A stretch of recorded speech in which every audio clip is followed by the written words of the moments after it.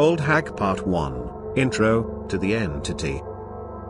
For those who do not know what Old Hag is, it is a supposed entity that sits on you when you sleep. There's also a debate saying that there is no such things and it is just sleep paralysis, a state where you're conscious, but you cannot control your body. I believe each is different and can be distinguished. In sleep paralysis, I have waken up to a point to where I simply cannot move. My eyelids cannot be open and no body part can move. I'm in an uncomfortable position trying to move but just can't. Eventually, I break through that frozen state and regain control of my body and physically wake up. With the old hag syndrome, there is a supposed entity that is there, holding you down.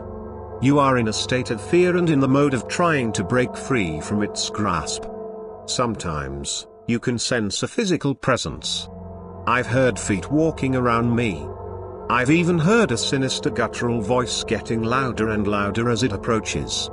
I've never felt anything on my skin, but I've waken up with my fist up high, trying to punch it.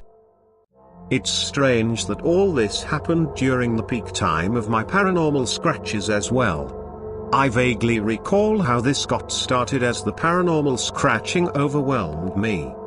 It seemed as if the old hag experiences built up slowly. One event turned to two. Once a month became weekly, then daily. All I recall was I was all of a sudden dreading to go to sleep. Paralysis constantly overtook my body.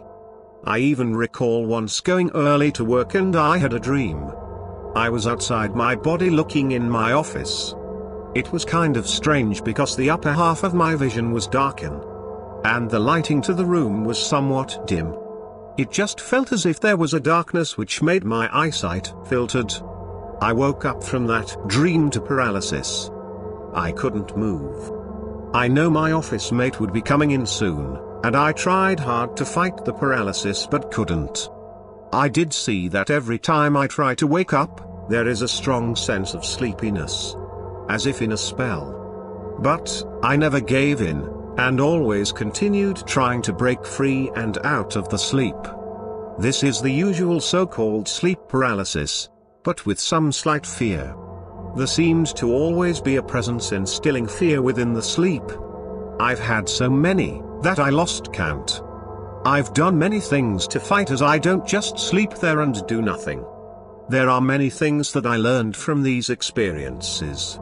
I noticed certain sleep positions had less or no paralysis. I've also found an everlasting cure that freed me of this.